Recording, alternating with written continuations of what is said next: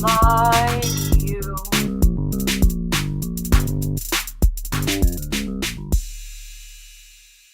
Hello everybody, I have diabetes. I got diagnosed last week with diabetes. I worked hard for it for many years, to be honest, and I feel like I'm not getting the credit I deserve. All I'm getting is negative reactions and comments that can only be described as commiseration, the sort of tone you'd get if your goldfish died. I have diabetes. Oh, that's terrible, Barry. Bad news. Like, yeah, I guess. Yeah, it is. Fair enough. But I did work very hard for it, and that's just how I feel. So let's have a look at this. That's what I'm going to talk about today. Diabetes. It just means there's too much blood sugar in your blood. And then we can have a big argument with the doctor about what counts as too much. The online etymology dictionary. Etymology just means where words come from. The online etymology dictionary has the following, which I'm going to read in its entirety because it's amusing. Diabetes, noun. 1560s, from medical Latin diabetes, from late Greek diabetes, meaning excessive discharge of urine. So named by Artaeus the Cappadocian, physician of Alexandria, 2nd century. Literally a passer through, a siphon. From diabanane, to pass through, from dia, through, a plus banane, to go, walk or step. From Proto-Indo-European root gua, to come, go. They covered their roots in Indo-European, didn't they? To come, go.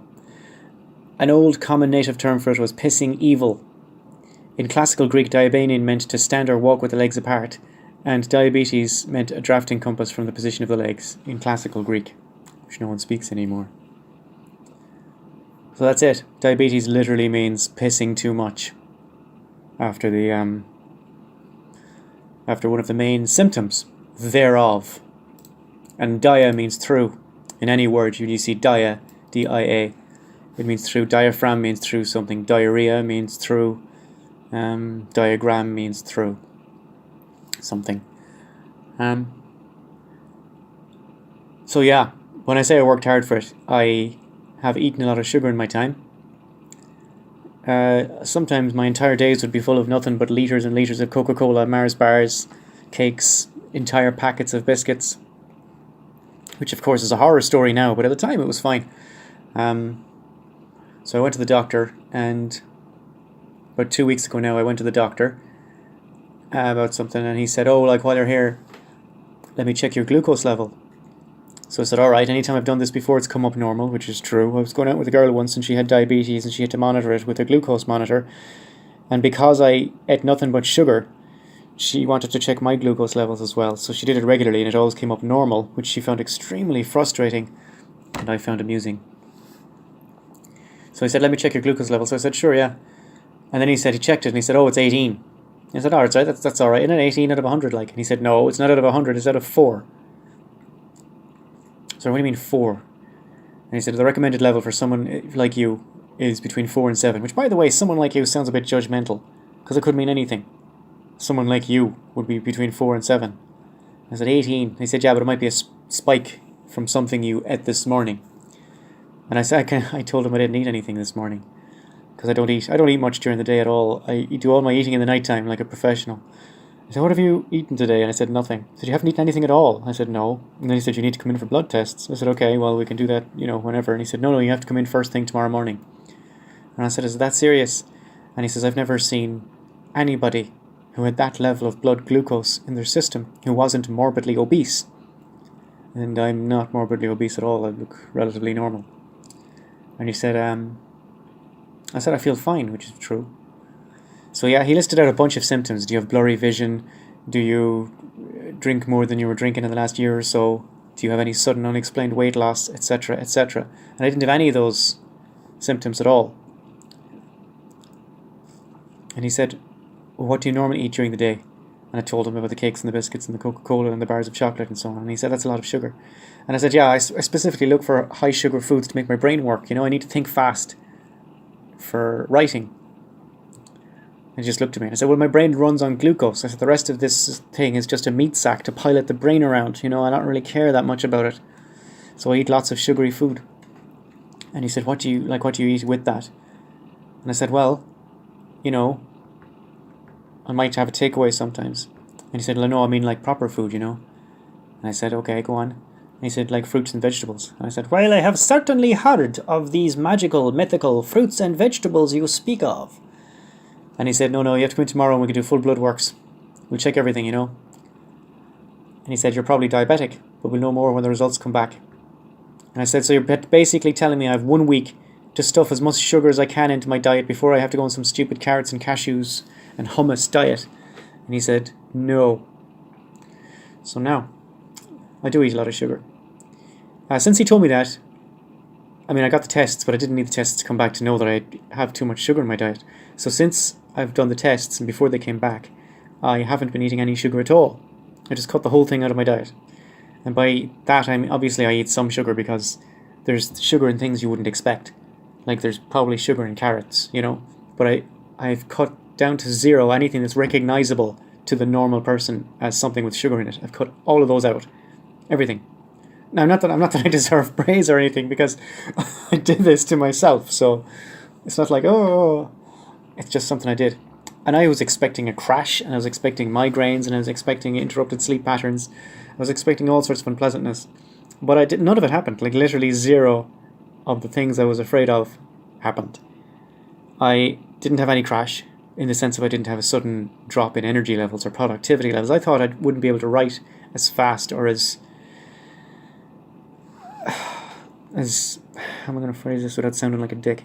As intelligently? No, that's a dick. As intellectually engaged? Yeah, that'll do. I was afraid I wouldn't be able to write with the same level of intellectual engagement as I had been doing, and it hasn't seemed to affect me at all, unless my ability to recognize intellectual engagement has dropped by exactly the same level as my intellectual engagement, which would be a good example of the Dunning-Kruger effect, if anybody knows anything about that. So I'm hoping that's not the case. If you see anything I've written in the last 2 weeks, you have to make that decision yourselves.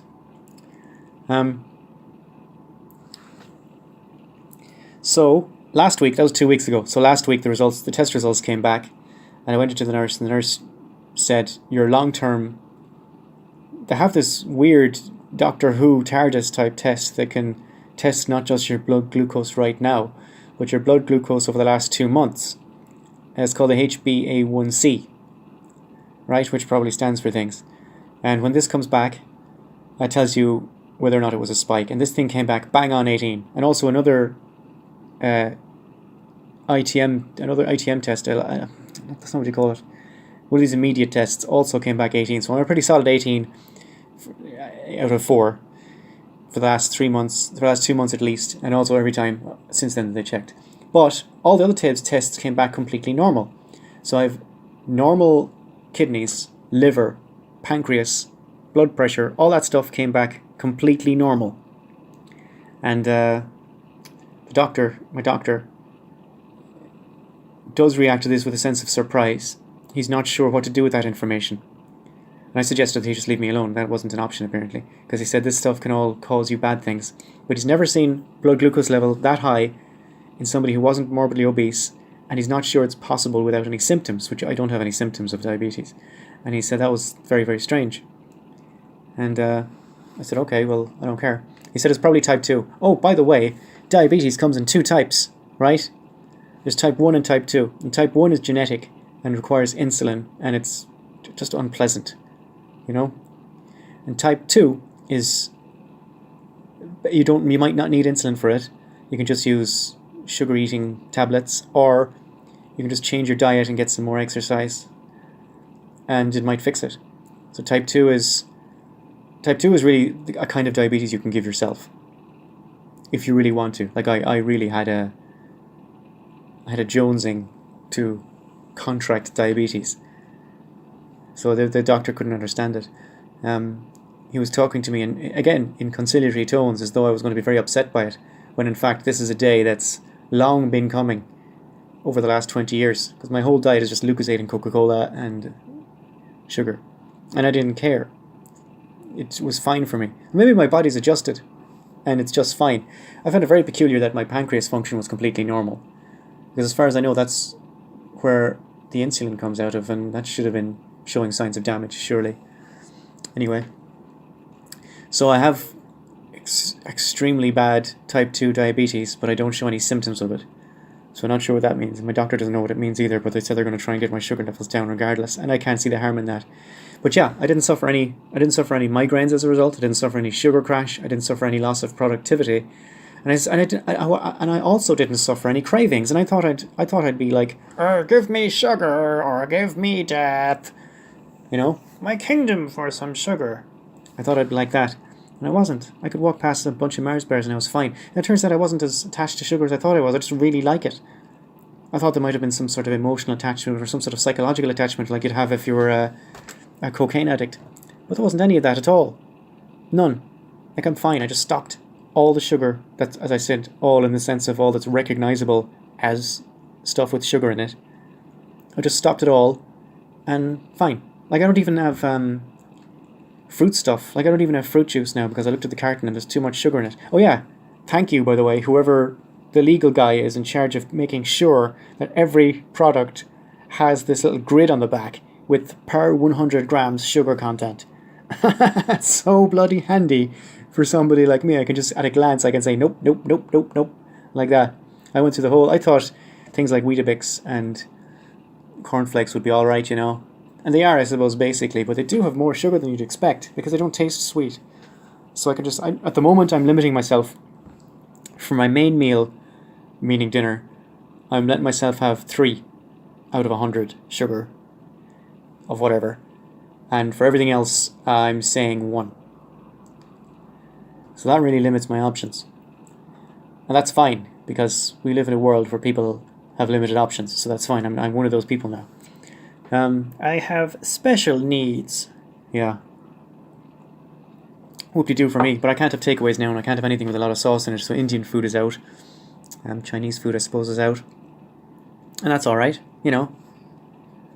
My people, the pale Irish folk of the mountains, somehow managed to struggle on without Indian food and without Chinese food for many centuries, so I'm sure I'll be fine. So they were explaining to me the difference in their conciliatory tones. That they, in the sense of the doctor and the nurse, was there as well. The nurse is the lady who takes the bloods and explains the results to you. And she loves her job. She told me, I love my job. Good for her. It's good to like your job. So the doctor and the nurse were talking to me, and they said if it turns out to be type 1, in the unlikely event it turns out to be type 1, the unavoidable insulin-dependent kind of diabetes, then you'll have to go, they said, to the Diabetes Day Centre. The doctor said, you'll have to go to the Diabetes Day Centre. And I looked him straight in the eye and then said, I am in my hole going to any day centre of any kind. And he said, well, how would you feel about going to a clinic? And I said, that'd be alright, yeah, I could go to a clinic. And he said, then it's a diabetes clinic. And that made me feel much better. And I divined afterwards that it would be essentially in the same building with the same people doing the same things, but it's called a clinic, and I'm actually fine with that because I'm not going to a day centre. That's not cool. And then the nurse, picking up on my psychological difficulty with the terminology, the nurse said, oh, we can send a little van and they can carry you to the day centre and they can bring you back. So she got it. That's good. I like that. I like it when people get things. So I cut the sugar out of my diet and now I just have to read the little box at the back. And I'm okay with that. Also, I switched from regular Coke to the black Coke. Sorry, you're not allowed to say that. The African American Coke. No, the black Coke. The Diet Coke. Diet Coke is in a silver box, right? And they want to sell Diet Coke to men, so they put it in a black box. And they call it zero sugar, as opposed to Diet Coke, because God forbid a man might be on a diet, So they call it zero sugar. It's like the every time I go past the pharmacy aisle in the supermarket, I get a good laugh out of watching the ladies' deodorant and the men's deodorant, because they must essentially be exactly the same chemicals. But the ladies' one are called things like Flower Fresh and Woodland Mist and so on. And the guys' ones are called things like Target and Death and Zuma and all these exotic, aggressive names. Oh Lord, So I'm trying to think of, and then they're in black containers or dark blue containers, and the ladies' ones are in these kind of pastel shades, and it's really really funny because I don't know if that's a reflection of how men and women feel about it, or if that's an imposition, if they're kind of creating those impressions by manufacturing the product. I suspect strongly, I'd say there's an 85% chance that it's just a reflection of how people feel already, because I think it'd be very strange for a company to risk money, like a company that's supposed to make money, to risk money on the concept that they could impose a certain impression on people when they could just milk the stupid impressions people already have. So I've been drinking the Black Coke, 0 sugar. And I've also been drinking the watery downy stuff.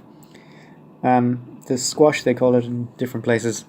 It's called watery downy my waddy type stuff. You can get that for very cheap in any supermarket. And the 0 sugar, it's not 0 sugar, they say no added sugar, which makes it sound like there's already a lot of sugar in it and they just didn't add more. But if you look at the back, in the little magical grid, it's actually very, very low sugar. And I suppose if you water it down, I can handle it.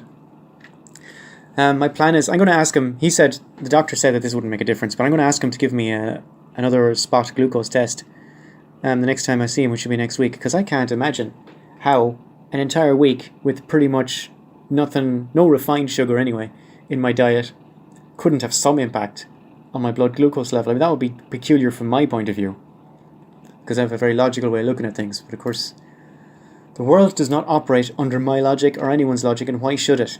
Why should it? Why indeed?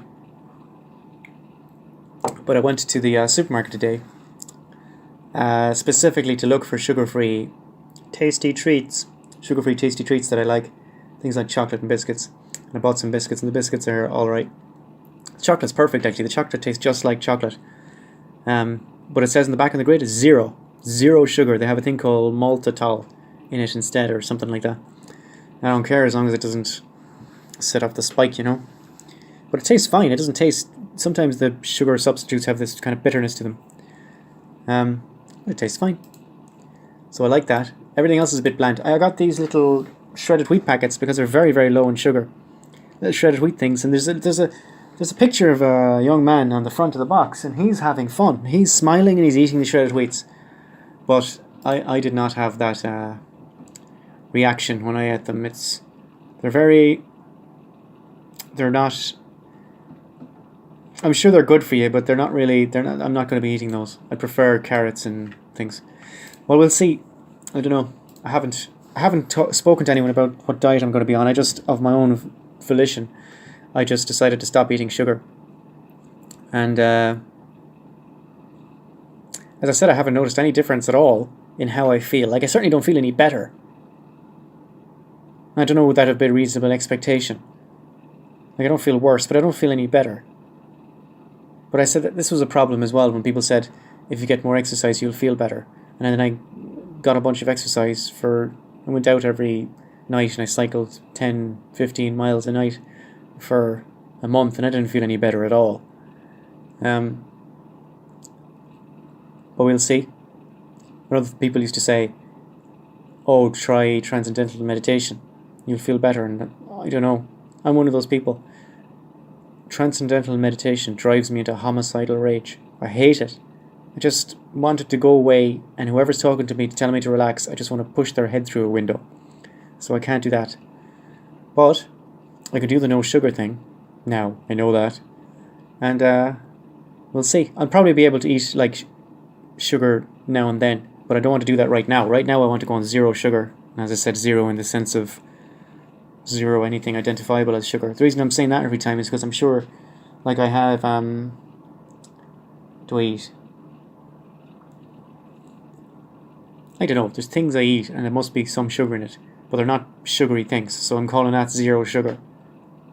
Like maybe if I ate the head of this desk, there might be some sugar in it, something that would count as sugar in it even though it's made of wood. Do you know what I mean? Now, from that point of view, I don't know, but I'm calling it 0 sugar. So we'll see. Do not cry for me, I'm already dead.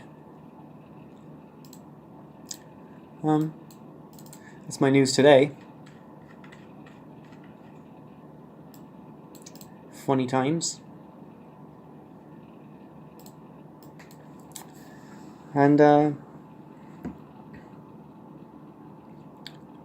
I had a lot of other things to say, but I can't remember any of them. And they were all about diabetes. And they were funny. Well, they weren't funny, but they made me laugh, which is frequently, too frequently, not the same thing.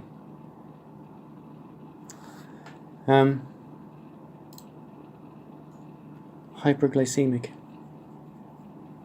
They said I'm hyperglycemic, which is another Greek thing. Hyper means above, and hypo means below. And they sound way too close to each other to be words that mean the opposite of each other. Hyper and hypo. If you say it fast enough, oh, you're hyperglycemic. Hyperglycemic. Ah. Hyperglycemic. That's me. And I have to stop the sugar. It was my own fault. I can't say it snuck up on me. I worked hard for it. I demand congratulations. If anything dramatic happens, I'll probably be talking about that.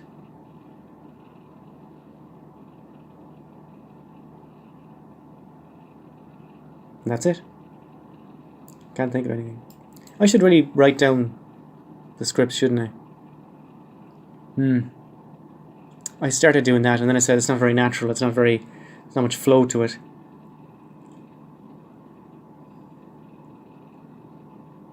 It sounds kind of stilted. I don't know. Thinking out loud. That's not what you want to hear. Not very exciting. Yeah, I'm going to go. Don't worry, I'm going. All right, calm down. I am finished. If why would you? No. Yeah, finished. If you think anyone else might like this podcast, do feel free to tell them. If you think it's boring and stupid, please tell everybody you know. And I am out.